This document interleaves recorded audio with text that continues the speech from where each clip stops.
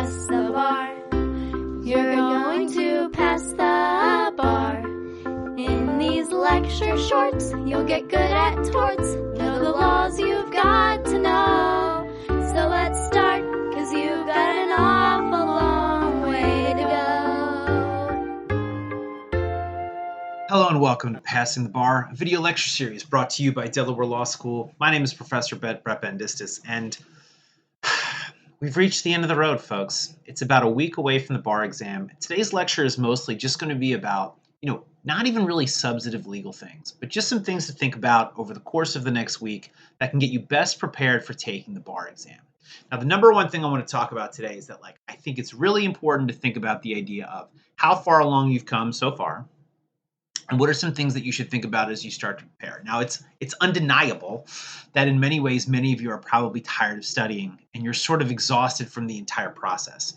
One thing that I found when I was passing the bar is that there was really no one really to talk to about it, right? Because I feel like people who aren't taking the bar aren't entirely sympathetic about what you're going through. And the people who are taking the bar either don't want to talk about it or usually make you feel worse about the entire process. And so if you're feeling sort of alone and you're feeling sort of difficult, that's very, very normal. And the idea that it's only a week away is it should be a bright spot, right? Like, you're almost done through the process. If you do need anyone to talk to or talk you off a ledge, my email is right over here. And I am more than happy to take a little bit of time to talk about some of the things that we're going to cover today and just kind of give you a hand if you need a hand. That's the number one thing of thinking about in general. Like, what do you need to make sure you're accomplishing the goal? The main thing I'll talk about is that if you have taken the entirety of the class, if you've done your sample tests and you're hitting the right benchmarks, you're in a pretty good spot to be successful. One of the things I think that's important is to remain confident and to believe that you're able to do it. One thing that I like to do, I'm not like a big manifestation person, but I do like to think about the idea of what are the steps I need to do to make sure I accomplish something. And visualizing the idea of what's it going to be like? What should I expect?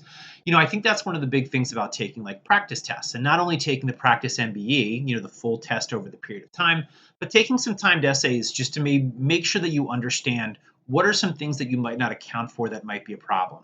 That's one of the things over the next couple of days of thinking about the idea of taking the test under timed circumstances of what time are you taking it? I know I've said this before, but what are you eating for breakfast? What are you eating for lunch? How do you give yourself the right amount of attention? How do you get your sleep schedule ready now so that you're prepared?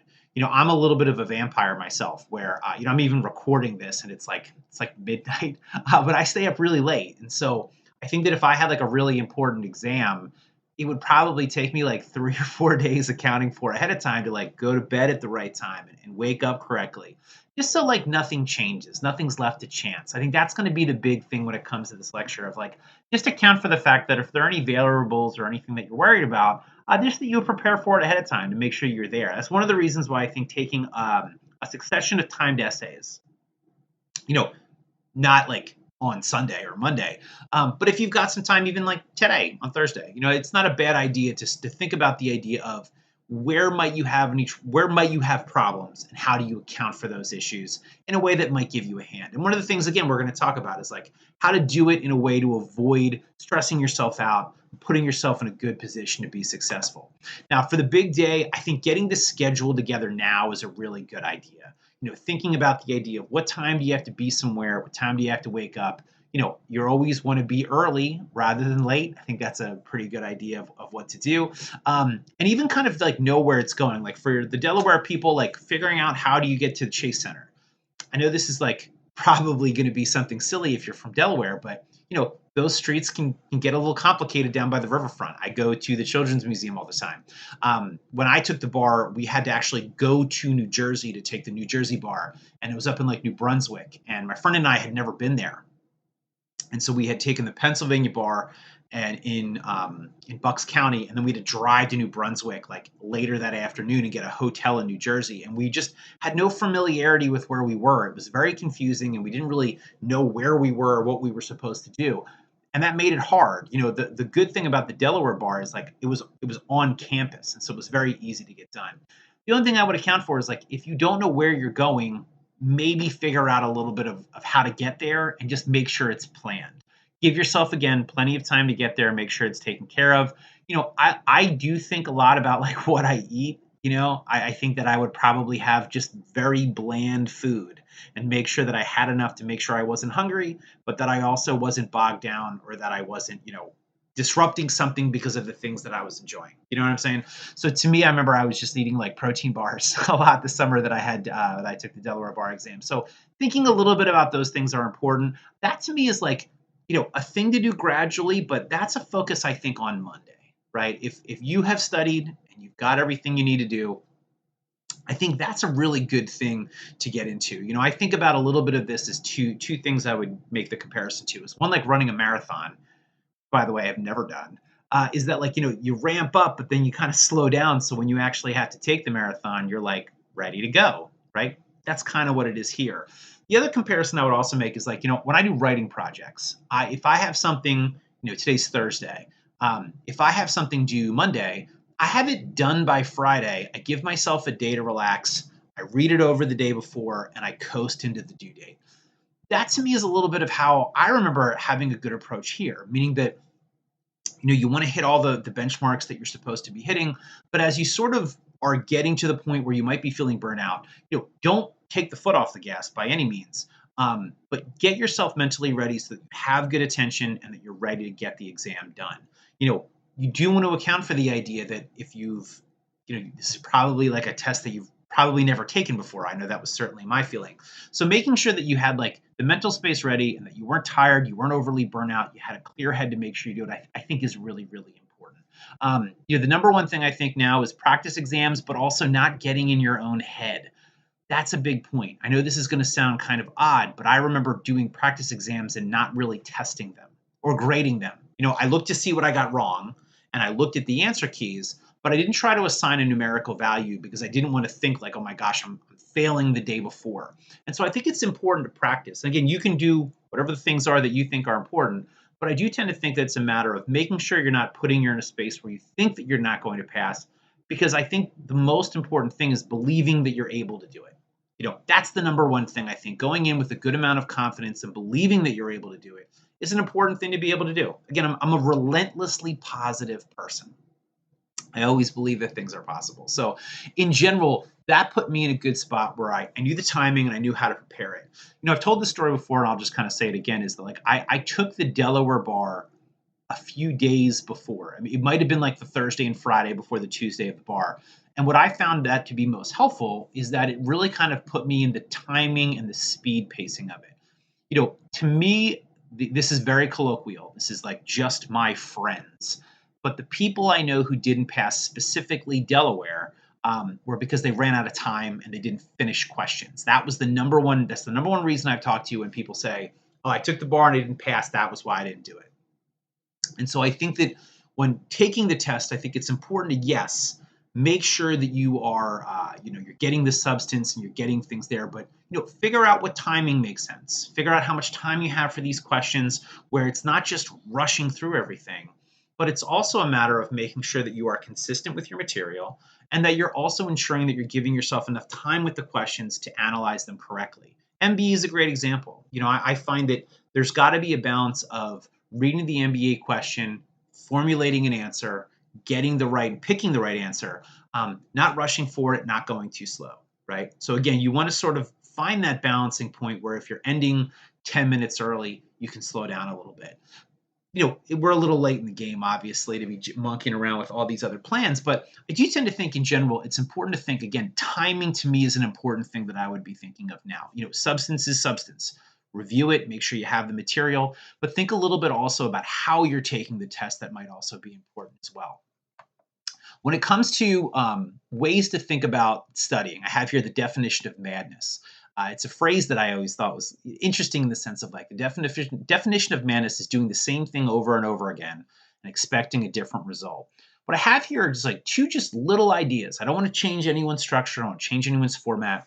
But if you're finding that you're in a pace where you want to kind of increase the score and you want to think about how do I approach something a little differently over the next couple of days, to just sort of think effectively about how I can add something, how I can add a little substance to it. I had two little ideas here that I just want to talk about. So first off, when it comes to the MEE, one thing I would think about is if you have a really difficult topic or a topic you're not familiar with, Reviewing rule statements from sample essays, I think, is a really, really important way to understand how the law is not only written, but how it's addressed.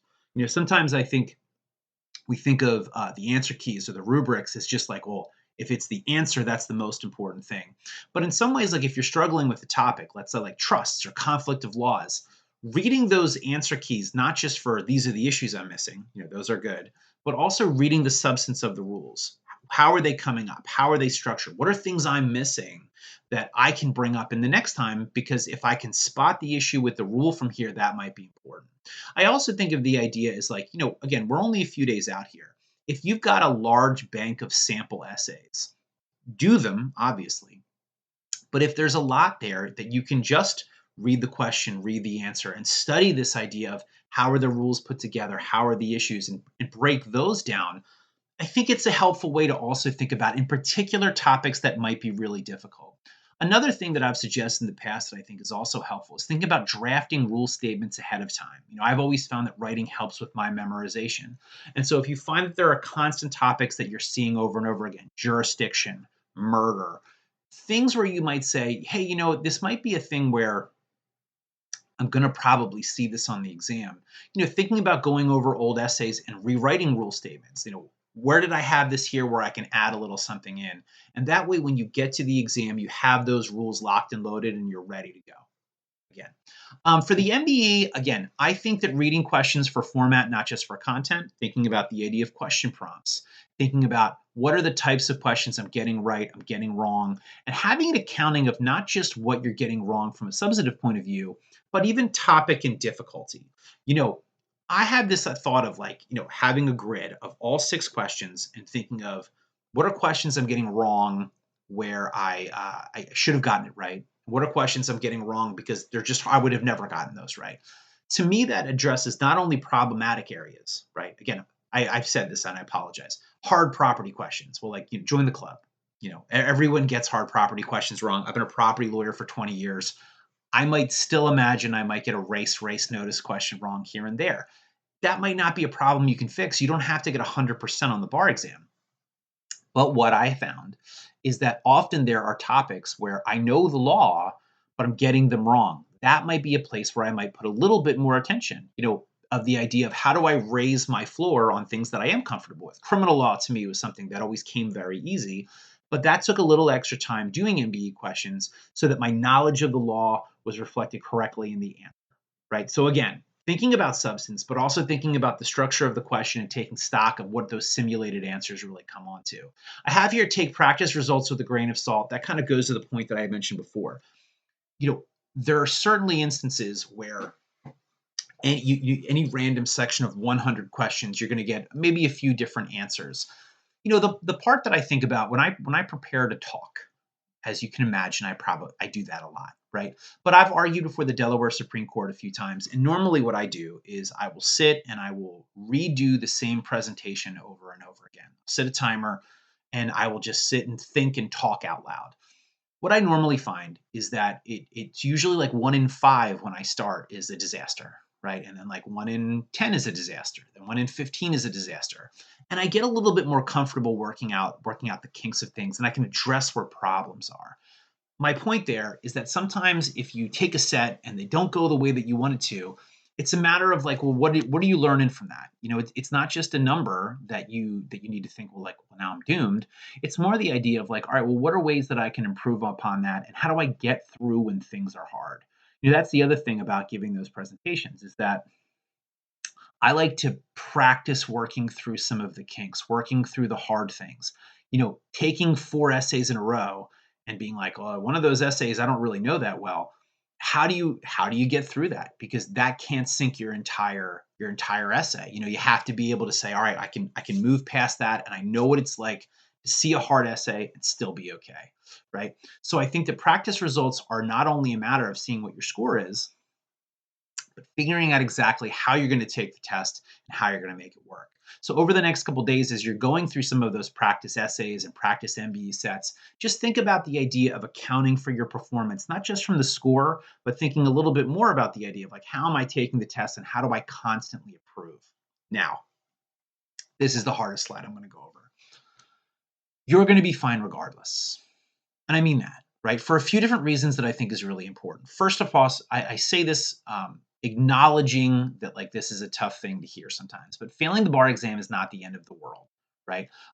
Michelle Obama, Hillary Clinton, FDR, and JFK Jr. are all incredibly famous Americans in the law who failed the bar exam, right? And then they passed later, right? Then there's a lot of very like even local people who are failed the bar exam and are very, very successful, right? You can fail the bar exam and be a judge. You can fail the bar exam and be an elected official. It is not something that ruins your ability to do this job and to do this job effectively.